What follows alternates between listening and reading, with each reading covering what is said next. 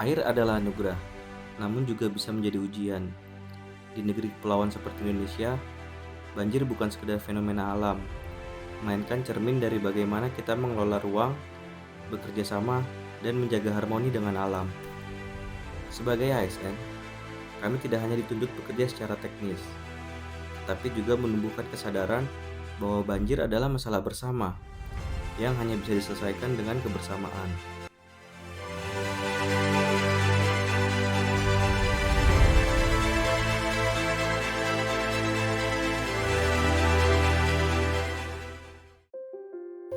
Halo, saya Mirna dari kelompok 7. Pada kesempatan ini saya akan bercerita sedikit terkait normalisasi sungai di Ciliwung.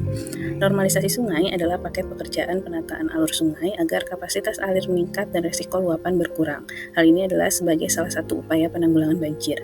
Di Sungai Ciliwung sendiri, paket ini umumnya meliputi pelebaran penampang sungai, pengerukan atau penggalian, perkuatan tebing, serta pembangunan jalan inspeksi untuk operasi dan pemeliharaan. Target panjang normalisasi Sungai Ciliwung di wilayah DKI Jakarta berkisar 33 km. Hingga sekitar tahun 2018 sampai 2021, berbagai publikasi pemerintah menyebutkan bagian yang sudah tertangani itu baru sekitar 16 km. Sementara sisanya tertunda karena pembebasan lahan. Pada awal 2020, pejabat PU menyebut kegiatan normalisasi ini vakum sejak tahun 2018 dan menegaskan hambatan utamanya adalah pembebasan lahan di sempadan sungai. Lalu siapa saja sih aktor yang terlibat dalam proyek normalisasi Sungai Ciliwung ini? Yang pertama ada Kementerian Pusat yang terdiri dari Kementerian PU sebagai pelaksana pekerjaan fisik sungai, kemudian ada Kementerian ATR BPN, serta ada Sekretariat Kabinet yang menentukan arah kebijakan dari penanggulangan banjir. Selanjutnya ada pemerintah daerah dan aparat pendukungnya yang terdiri dari Gubernur atau Dinas Sumber Daya Air DKI Jakarta yang menetapkan lokasi, inventarisasi, serta pembebasan lahan dan juga koordinasi dengan organisasi pemerintah daerah lainnya. Kemudian ada Bapeda atau DPRD DKI sebagai perencana dan juga perencana anggaran ya. Kemudian ada perangkat desa lain seperti RT RW, dibantu juga dengan Satpol PP, TNI, dan Polri untuk penertiban saat pembebasan lahan. Kemudian ada masyarakat dan komunitas yang di dalamnya ada warga dari bantaran sungai, tokoh masyarakat, serta komunitas lingkungan atau LSM. Serta ada media dan akademisi yang membantu membentuk opini publik dan memberi umpan balik dari kebijakan. Berdasarkan hasil analisis kelompok kami menemukan adanya bentuk pelanggaran terhadap nilai dasar kolaboratif, di mana kami rasa kolaborasi antar lembaga dan juga masyarakat masih kurang optimal pada pelaksanaan proyek normalisasi Sungai Ciliwung ini. Yang pertama adalah pada sinkronisasi peran pusat dan daerah yang masih kurang.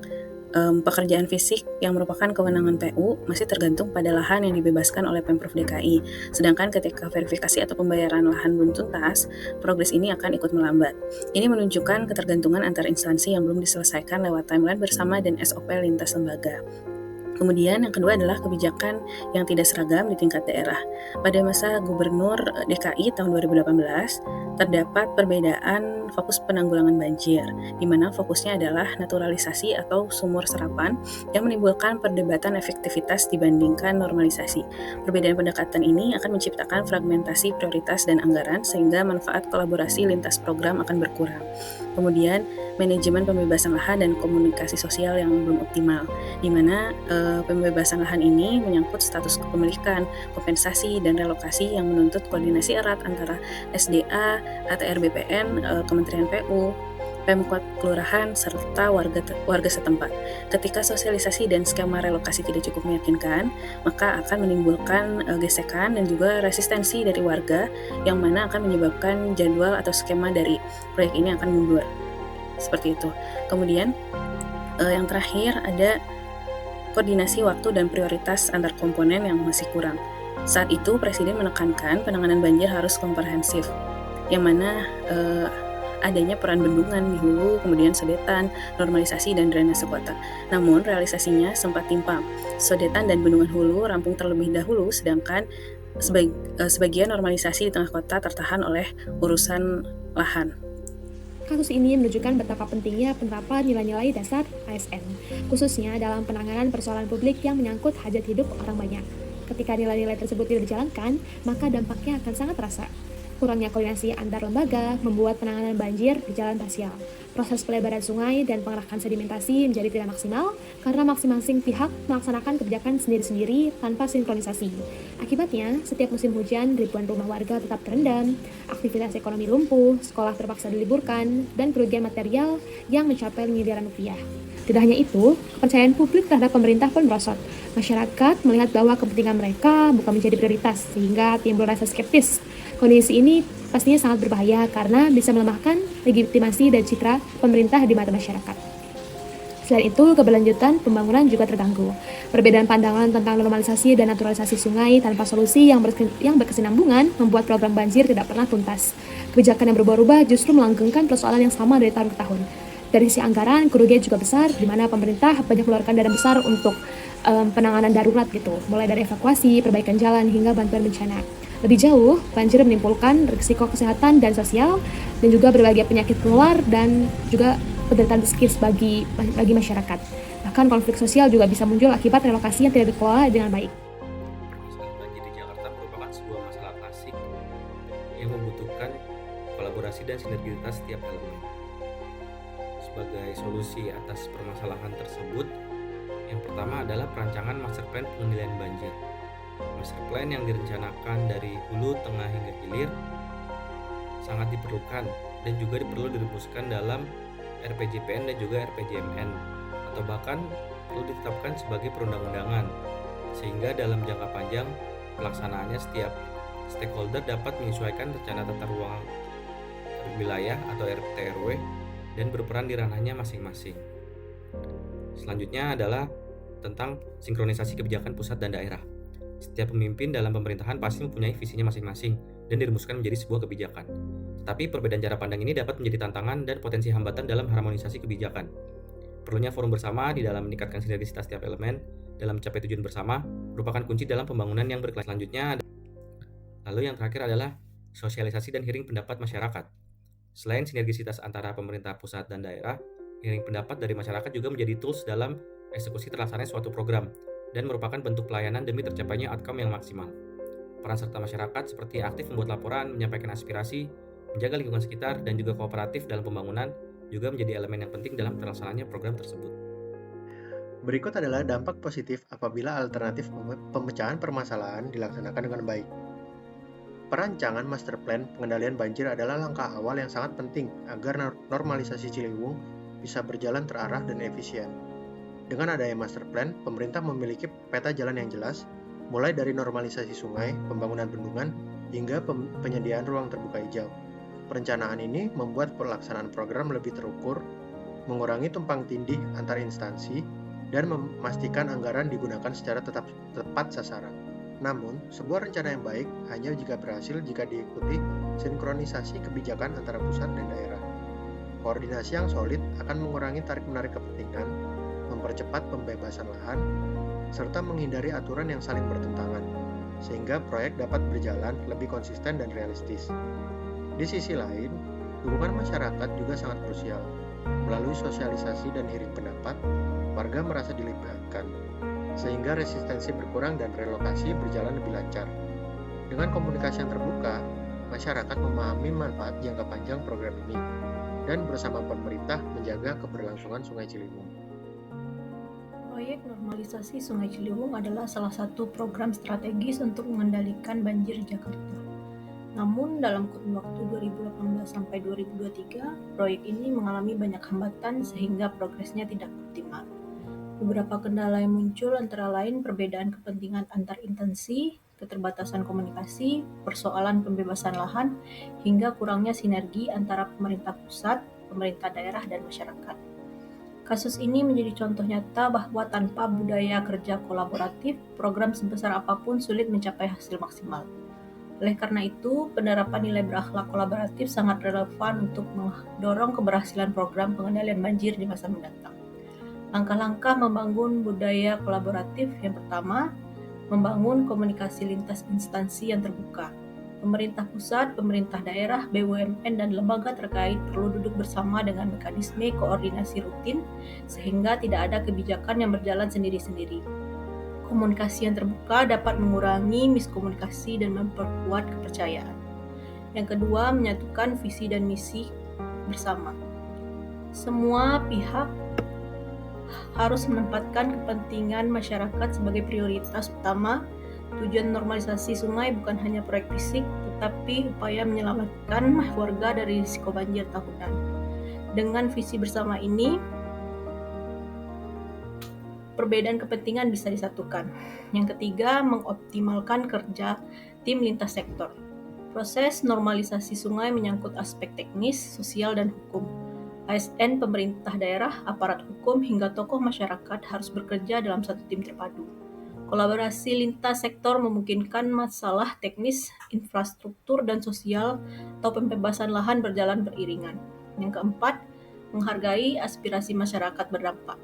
Kolaborasi bukan hanya antar instansi, tetapi juga dengan warga.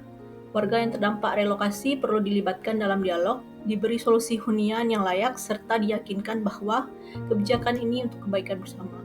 Dengan menghargai aspirasi, potensi konflik sosial dapat ditekan. Yang kelima, membangun budaya saling mendukung. Tidak boleh ada pihak yang saling menyalahkan ketika proyek terhambat. Sebaliknya, semua instansi harus saling menguatkan, mencari solusi bersama, dan berbagai peran sesuai kewenangan masing-masing. Yang keenam, kepemimpinan yang kolaboratif. Memimpin proyek harus mampu menjadi dirijen yang menyatukan semua pihak. Tidak sekedar mengarahkan, tetapi juga memfasilitasi dialog, membuka ruang partisipasi, dan memastikan keputusan mencerminkan kepentingan bersama. Mandeknya proyek normalisasi Sungai Ciliwung 2018-2023 memberi pelajaran berharga. Tanpa kolaborasi yang kuat, program strategis rawan terhambat. Dengan membangun budaya berakhlak kolaboratif, hambatan komunikasi, perbedaan kepentingan, dan resistensi masyarakat dapat diminimalkan. Hanya dengan kerjasama lintas sektor dan komitmen bersama, pengendalian banjir Jakarta bisa berjalan efektif dan memberi manfaat luas bagi masyarakat.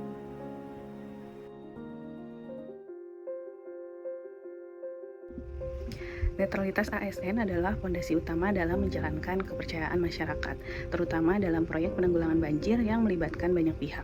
Bentuk netralitas dapat diwujudkan melalui sikap profesional, keputusan berbasis data, dan pelayanan yang adil tanpa memihak kepentingan politik maupun kelompok tertentu. Untuk mewujudkannya, ASN dapat menjalankan rencana aksi nyata. Yang pertama, memastikan komunikasi dan koordinasi lintas instansi berjalan terbuka dan transparan. Kedua, mengedepankan kolaborasi dalam setiap tahapan program. Dan ketiga, mengukur keberhasilan berdasarkan manfaat langsung yang dirasakan masyarakat. Dengan netralitas yang dijaga, program penanggulangan banjir akan lebih efektif, berkeadilan, dan benar-benar berpihak pada kepentingan publik. Kasus normalisasi sungai ini menunjukkan bahwa persoalan banjir tidak hanya terkait dengan infrastruktur fisik, tapi juga soal pendekatan, data, dan teknologi. Perbedaan antara konsep naturalisasi dan normalisasi misalnya tidak bisa hanya diperdebatkan di level ide, melainkan seharusnya didukung oleh data berbasis teknologi seperti sistem pemetaan banjir, analisis curah hujan, hingga simulasi tata ruang berbasis KIS. Dari sinilah ASN dituntut untuk adaptif dengan teknologi. Jika ASN tidak menguasai teknologi informasi, maka kebijakan yang dibuat cenderung tidak berbasis evidence dan rawan menimbulkan kontroversi. Padahal dengan teknologi, pemerintah bisa melakukan pemantauan debit air secara real time, memprediksi area rawan banjir, hingga merancang sistem drainase yang lebih efektif. Selain itu, keterbukaan data dengan teknologi digital juga dapat meningkatkan partisipasi publik. Warga bisa mengakses informasi mengenai progres proyek, area terdampak, hingga rencana relokasi, sehingga kolaborasi antara pemerintah dan masyarakat bisa terjalin dengan lebih transparan. Dengan kata lain, kegagalan mengatasi banjir Jakarta juga bisa dilihat sebagai cermin bahwa ASN belum sepenuhnya adaptif terhadap manfaatan teknologi. Kedepan, ASN perlu lebih lincah memanfaatkan Big Data, Internet of Things, atau IoT, dan teknologi Smart City agar solusi penanganan banjir tidak hanya jangka pendek, tapi juga berkelanjutan. Membangun budaya selanjutnya adalah pada poin menjaga integritas. Yang pertama, menjadikan integritas sebagai teladan hidup. ASN harus konsisten dalam berkata, berpikir, dan bertindak dengan menunjukkan kejujuran dalam setiap tugas, baik dalam pengelolaan anggaran, data, maupun pelayanan. Yang kedua, membangun lingkungan kerja yang transparan dan akuntabel. Budaya berakhlak mendorong keterbukaan informasi, pengawasan partisipatif, serta pertanggungjawaban yang jelas. Ketika proses dan hasil kerja dapat diakses dan diawasi, integritas bukan hanya tumbuh sebagai sebuah kewajiban, tetapi juga sebagai kebiasaan kolektif. Integritas adalah nilai yang menjadi fondasi utama bagi setiap ASN. Dalam perancangan Master Plan Pengendalian Banjir, integritas diwujudkan melalui perencanaan yang matang, transparan, dan akuntabel, sehingga setiap rupiah anggaran digunakan tetap tepat sasaran dan tidak ada proyek yang sia-sia. Selanjutnya, Dalam sinkronisasi kebijakan pusat dan daerah, integritas hadir dalam bentuk konsistensi, keadilan, serta komitmen untuk mengutamakan kepentingan masyarakat di atas kepentingan politik. Dengan integritas, koordinasi antar lembaga dapat berjalan lebih solid, aturan tidak saling bertentangan, dan target penyelesaian menjadi lebih realistis. Sementara itu, dalam sosialisasi dan hearing pendapat masyarakat, integritas ditunjukkan lewat keterbukaan, kejujuran, serta penghargaan terhadap aspirasi warga.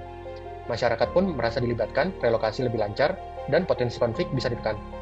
Jika integritas benar-benar dipegang teguh, maka normalisasi Ciliwung tidak hanya menghasilkan infrastruktur, tetapi juga melahirkan kepercayaan, partisipasi, dan rasa memiliki dari seluruh pihak, sehingga program ini dapat berjalan berkelanjutan untuk generasi mendatang.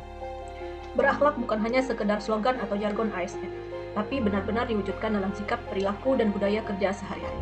Kalau hanya jadi slogan, nilainya berhenti di kata-kata. Tapi kalau diterapkan, maka orientasi pelayanan, setiap pekerjaan diarahkan untuk memberi manfaat nyata bagi masyarakat. Akuntabel, setiap tindakan bisa dipertanggungjawabkan dengan transparan. Kompeten, ASN terus meningkatkan keahlian dan profesionalisme. Harmonis, tercipta kerjasama yang sehat dan menghargai perbedaan. Loyal, menjaga nama baik bangsa, negara, dan instansi. Adaptif, terbuka pada perubahan dan inovasi.